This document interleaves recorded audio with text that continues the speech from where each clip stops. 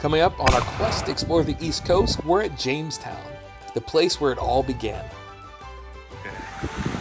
That's pretty cool. The ships. Hey everybody, we're back. We're at Jamestown Settlement. We only have 2 hours to do it, so we'll see how far we get. It looks pretty cool. Oh, Jamestown Settlement. Oh, I was like, we're not welcome. Whoa. So a quick overview of the whole site. So the museum's kind of a line. You have the gift shop, tickets, and cafe in one area, and then it goes to the museums and exhibits, and then you go outside to James Fort and the Indian Village and the ships. We chose to do the ships first because, well, we only have a limited amount of time. Oh, dude, you can do both for 30. 7-day values. So apparently we came here a good day because the ship that is here is about to close for 2 years. So again, Trevor had a great idea of coming here. We only have 2 hours, so we'll see how much we can do. But the cool thing is they have tickets that if you buy a day ticket, you can come back within 3 days. We'll head to the ships first. We'll see what we can see. Is it bad that I kind of am like, is this it? Come on, Busch Gardens was better. You know. The ship's this way, right? Okay, thank you. Oh. So many rooms to explore. Oh, let's go. Oh my gosh. When you think of like how tiny the ships are, and they just went across the whole US. I mean, the whole Atlantic Ocean. Susan Kahn. You don't trust you, Susan. If you're familiar with Disney films, you know this is from Pocahontas. I love movies that are based loosely on historical facts. And it's just so crazy that we get to walk on a life-size replica of that boat. Matter of fact, this is the last day she's over for a couple of years. Oh, okay. Well. Wow. That you did. There's your cook's cabin. Cook's cabin. Oh wow. Only private cabin on the ship besides the cabin. Of course, the cook is also cooking in there. Yeah. So is this like a replica of like ships that come here, or? All three of our ships are both full-size and fully functional creations of the three ships that came to establish Jamestown in 1607. The Susan Constant, the Discovery, and the Godspeed. Wow. Okay, cool. Thank you. My pleasure.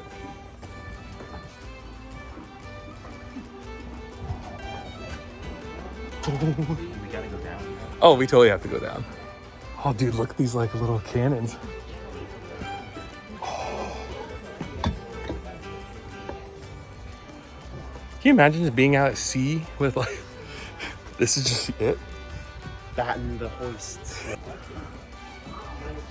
These are not, you're gonna have to put your sticker on. Oh, so there's more quarters. Oh yeah, my little Sasquatch. Yeah. It's like a little playground. Alright, good night, 3D. Oh my gosh. Yeah, definitely watch out for your steps. Oh wow. This is dangerous for me. Yeah, so if you're ever coming here, if you're above 6 something, just know that you might die. Ooh, what's that a map of? This is a map of northern areas.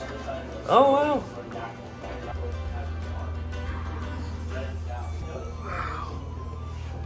This is pretty cool. What's down below? That's the cargo hold. That's where they store everything they need when they get to the ship. Oh, okay. It's like a storage area. So yeah, the sleeping quarters over up there, and then this is just like battle areas, or like. This is a light cargo area. Normally on this ship, this would be where they store the food, the water, and whatever they're trading port to port. Yeah. That would be like the final destination kind of stuff.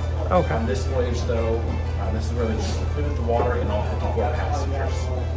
54 passengers. Wow. Dang. And how long did it take to go across the? 4.5 months. Oh, cabin fever for real.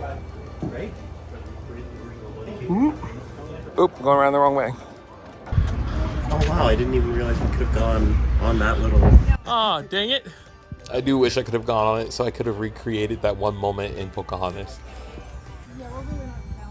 Discovery. There is no way. There's no way that you can. I mean, yeah, obviously you can sail across the ocean on this, but that one seems small as it is. But this one? This one would have been 12 passengers and 9 crew. 12 passengers, 9 crew. Wow. Smallest of the 3 vessels is the Discovery. Godspeed. There's something cool about tall ships and their sails, and just it looks so cool. Bird. It's crazy to see the path they took to get to Jamestown. Honestly, 4 months on a boat, I couldn't do it. And here is the gate of Jamestown. Like, just to think, like, history was, like, it all started here. You know, like John Smith, you know, the devastation, the corn thing, with the Indians helping with the corn. That's just such a crazy thought. Where you live becomes a museum 400 years later. Yeah. like, that's just crazy. I think that's one of the great things about living in this area is that you get so much history. Like 1607. Questions? Yes. Let's see if they match. Okay, can you give us just like a general, like, pointing out what house is what? Sure. Or what things? First off, it's worth noting there would have been a lot more houses in the fort than what we've got reconstructed thus far. And as the archaeology continues at the original site and they learn more from it, we're able to gradually keep adding to this. Oh. So there wouldn't have been as much open space here as what you're seeing. Oh, okay. And most of what we're lacking at this point is duplication. So for instance, this is a good example of a house, just a basic residence, being used in the way that we would think of as a barracks or a dormitory today. Not a lot in the not a lot in the way of families in the colony yet during the time frame that we're depicting here. So it's mostly young men who, under martial law, are all living as soldiers in addition to their normal job. But this is just one such house. There would have been several like it. Likewise with the big row house over here, this is our reconstruction of what the archaeology has shown to be the governor's household. But it's one of 2 of these big urban tenement structures that we'll now refer to as row houses that would have gone down the western wall. This one's about 60 feet in length, and the one we have yet to reconstruct would have been about 90 feet in length. So even larger, and the larger one appears to have been general housing, but would have looked otherwise pretty much the same from the outside as that structure there. This small house that we have over here, we have currently set up to serve as officers' quarters. So the guys that are higher ranking than the average, front line, but not high enough ranking to merit being part of the governor's household. Or in some instances, potentially you see some folks like, for instance, once we have Lord Delaware here as governor, we see people like Captain George Percy serving as one of the garrison commanders here. He's been here since, he had been here since 1607. Percy is not a lord himself, but he is the younger brother of a much higher ranking English lord than Lord Delaware. So socially, he'd be kind of belittling himself to be part of Lord Delaware's household. So the socially typical thing to do would be for him to have his own household, even if it was a lot more humble. It's still him and his hangers-on, independent of Lord Delaware. So that could easily represent a living situation like that as well. This structure here in the middle is the church. The one thing you're definitely only going to have one of at Jamestown. We'll get a lot of folks that ask about religious freedom, and that is not a construct of Jamestown. These guys are not here for that. They are here on behalf of the Virginia Company of London to make money for said company.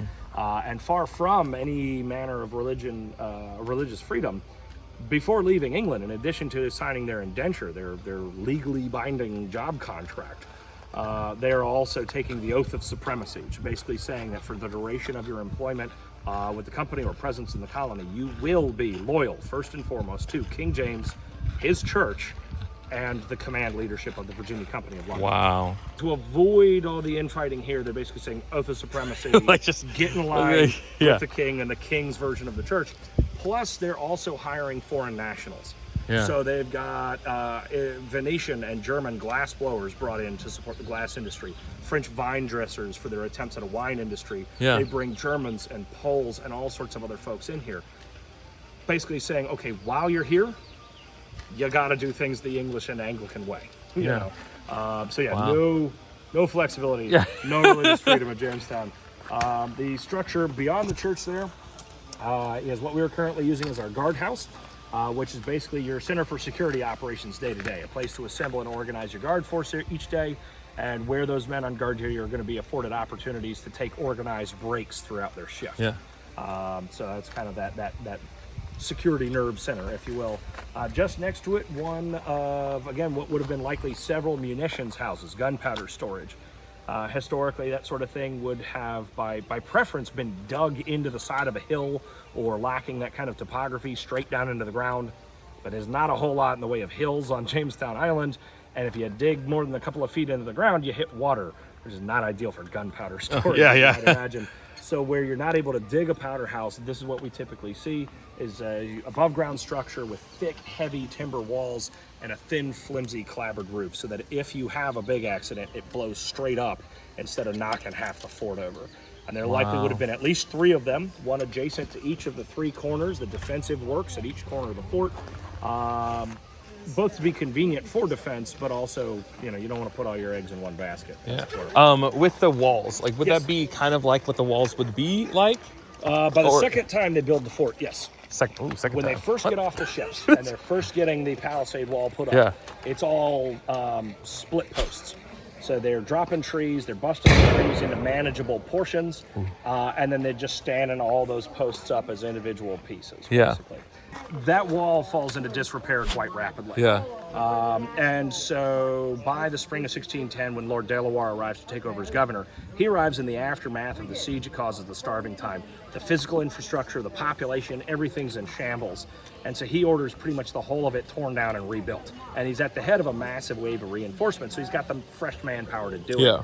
And as that second generation wall is going up, just a little more than 3 years after the first one, the new wall is being described as built with stout post, plank, and pale. Okay, So this method cool. of construction consistent, yes, with the second generation defense. Wow. Oh my gosh. So, yeah. Thank you so much. Yeah, That was my so pleasure. informative. That was Oh, amazing. wonderful. That was perfect. Thank you. Thank you so much. Thank you. Investigations in historic Jamestown did find the first blacksmith shop that was used until the spring of 1610. The metal stronger? What? forming hammering it. Oh, you're forming it into Yeah, the we're shape just you forming need. it. We're just Right. shaping it. The only thing that really is going to make the metal stronger is the elemental structure, right? Yeah. Iron is a relatively malleable metal when it's cold. If you want the metal to be harder or more brittle, you got to add carbon to it. Yeah. Right? You got to turn it into steel. Great. You've gotten my curiosity now. Come look at my armor. Yeah, so right Okay. now the bean is back. The beam. The bean. This is just gorget, which is a piece of neck armor. Oh. It's designed to protect my pretty little neck from getting stibby stabs to my neck area, which surprisingly is not very conducive to life if you get stabbed in the neck. So you want to protect it. And also it helps distribute the weight from a breastplate. Oh. Because if you look behind you, those leather straps digging into your shoulder Ooh. for X number of hours a day sounds very unpleasant to me. Usually when people think of armor, they think of just a piece of metal, no liner. Because if you get stabbed, like the metal is gonna hit you, it like pierces you. Well, not just that, but what's the real enemy of metal? Water? Close. Sweat? Sweat. You're the first person to get it today. 10 points for Gryffindor. I'll accept it. No judgment. Ravenclaw. Ravenclaw. But yeah, so sweat is the real killer of armor. So that's why you see it painted. Armor was not super bright and shiny like you see in the movies. Because what happens in a battle? What gets on your armor? Blood. Blood, sweat, mud, other very disgusting things. So why on earth would you make your armor so vulnerable to it being destroyed by those things? So they're painting their armor, and they would get it painted usually pretty elaborately. We just go with black, but the Rolling Stones told us to do this one. Paint it black. Oh, well. Yeah. Yeah. But I'm guessing the French got pretty creative with it because they're very fancy, and so did the Italians. But we go basic black because it's just a lot easier for us. Considered a musket per se. It would instead be termed a caliber. But even if it doesn't lack, or even if it doesn't have quite as much punch, it's still going to have all the advantages they need here in Virginia. For one, range advantage. A man with one of these is expected to be able to hit a man-sized target 100 yards away pretty consistently, which is more so a measure of the user than the weapon itself. This thing's capable of a good bit further ranges.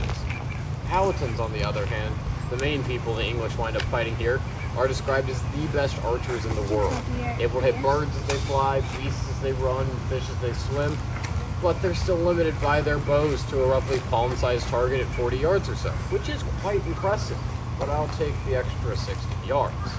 Your mouth can also Present your piece.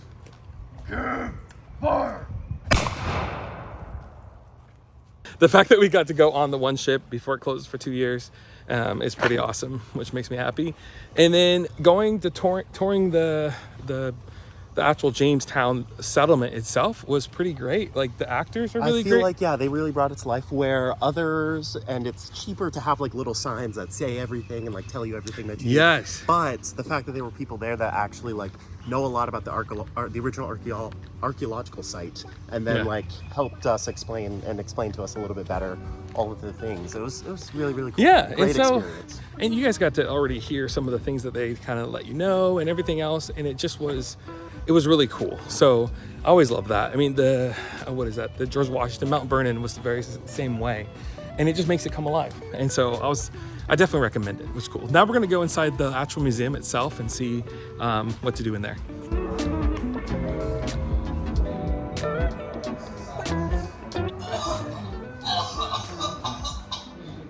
Oh.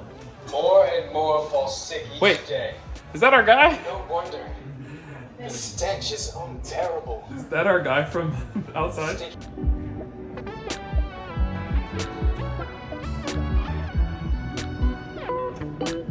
Oh. More interactive.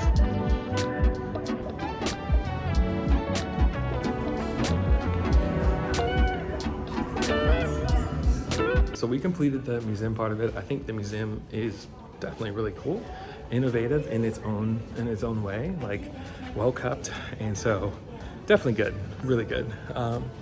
So despite me feeling like after a while you see a museum, you're like, okay, typical stuff. I don't know how to make the museum like even more fun.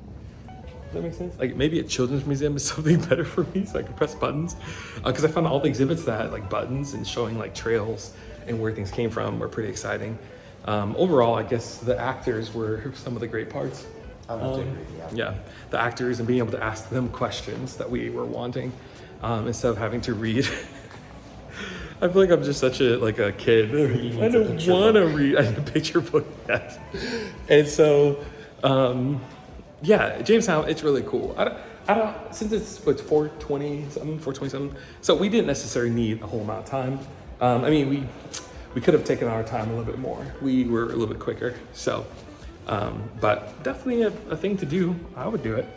Overall, I would recommend because it's a great insight into early Americas and how people, the first settlers from England came to Virginia. So it's kind of cool to see all that part, but yes, keep in mind, it is very history heavy, as many museums are, so.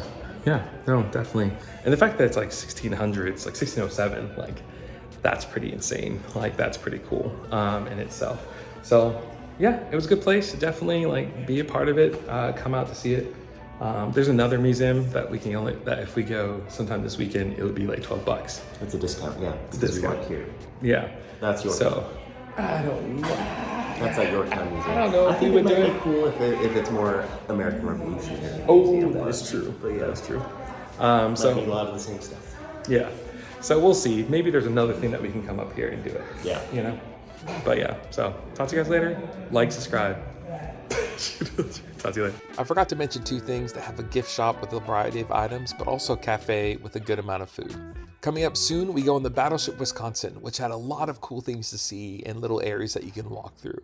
Be sure to like and subscribe and follow for more adventures.